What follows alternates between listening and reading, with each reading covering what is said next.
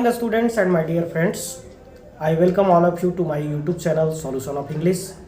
आज के इस वीडियो में हम बात करने वाले हैं क्लास 9 की लिटरेचर बुक से एक पोएम की, और उस पोएम का टाइटल है the lake isle of Innisfree and which has been written by William Butler Yeats. तो आइए इस पोएम का एक्सप्लेनेशन देखते हैं, लाइन बाय लाइन देखते हैं और इंजॉय करते हैं इस पोएम को।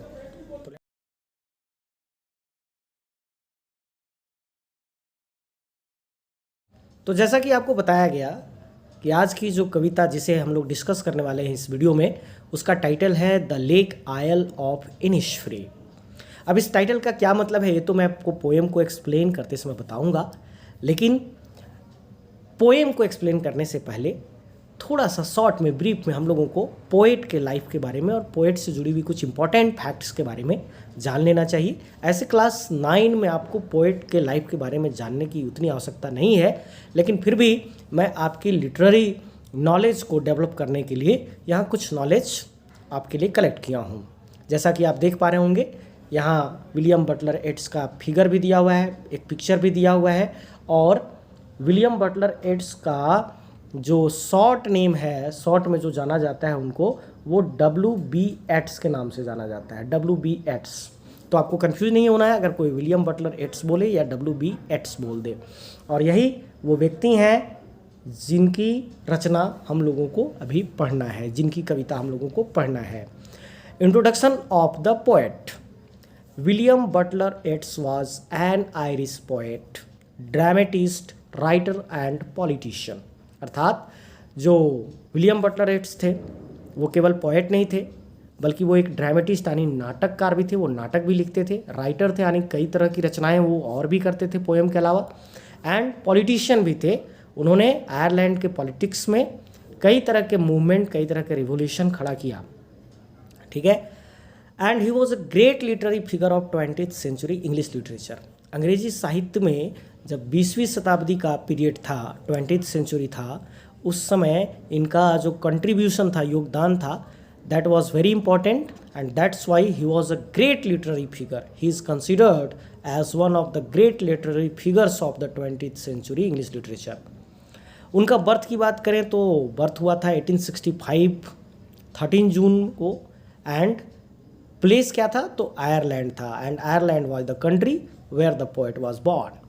डेथ इनका हुआ 28 जनवरी 1939 and the country was France, यानी फ्रांस में इनकी मृत्यु हुई।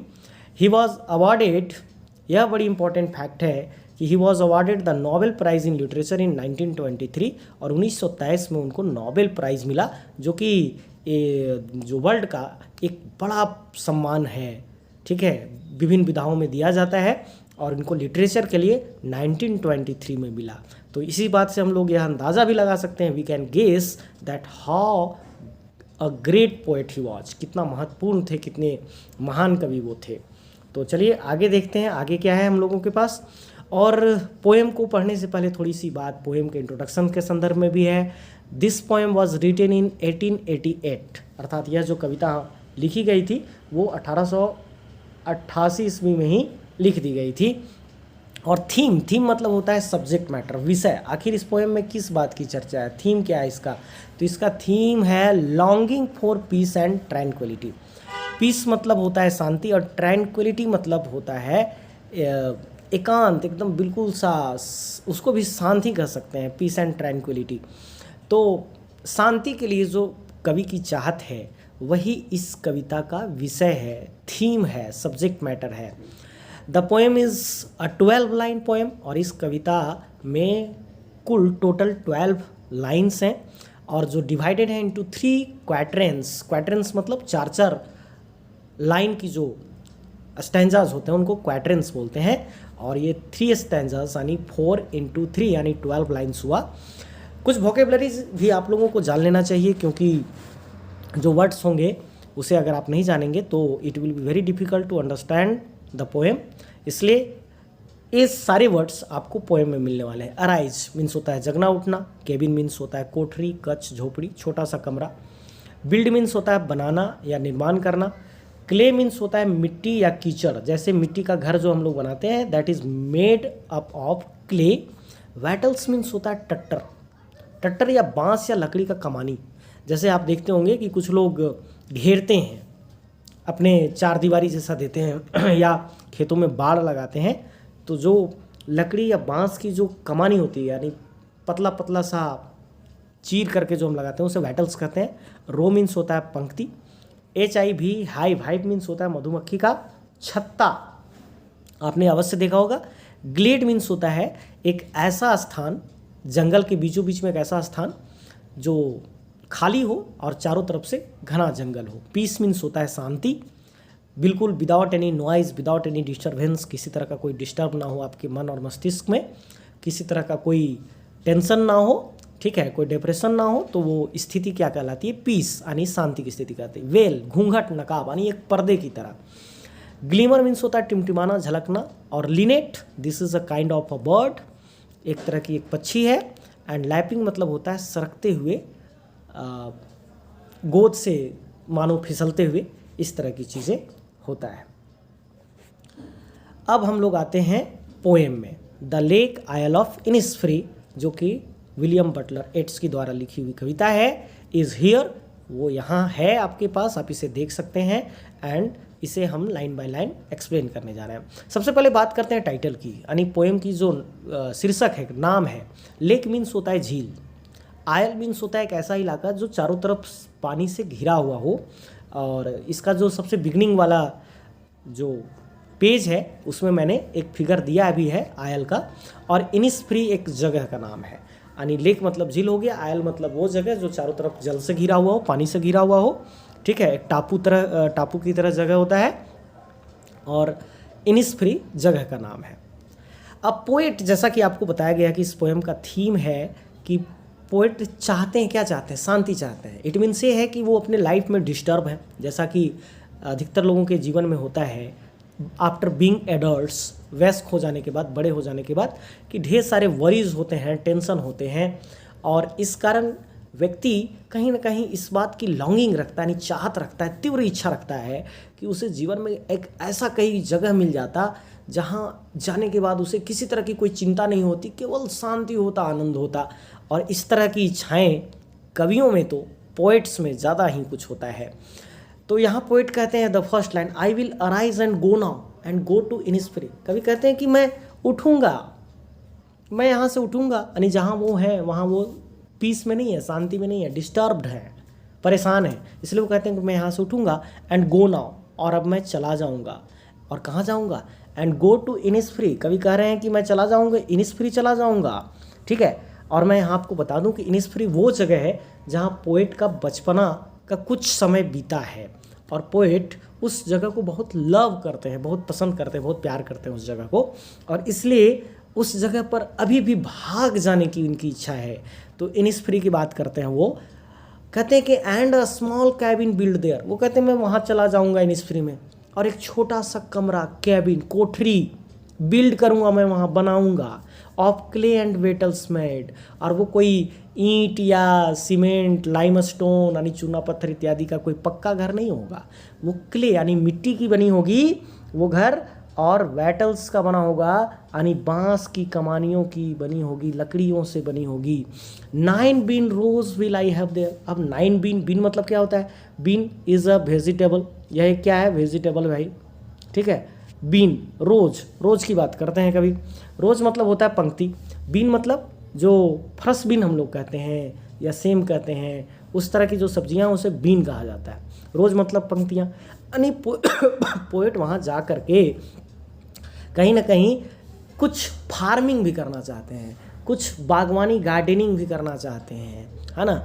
और इसलिए वो कहते हैं कि वहाँ मैं कुछ सब्जियां लगाऊंगा। हाँ, 9 बीन रोज की बात करते हैं, वो 9 बीन रोज यानी थोड़े से क्षेत्र में, जितना में उनका, शायद वो ये कहना चाह रहे हैं कि इतने में मेरे लिए पर्याप्त हो जाएगा।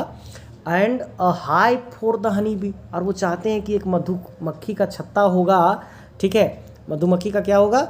छत्ता होगा, ठीक है। और वो किस लिए होगा? हनी के लिए होगा, मधु के लिए, ताकि उनको मधु मिलता रहे।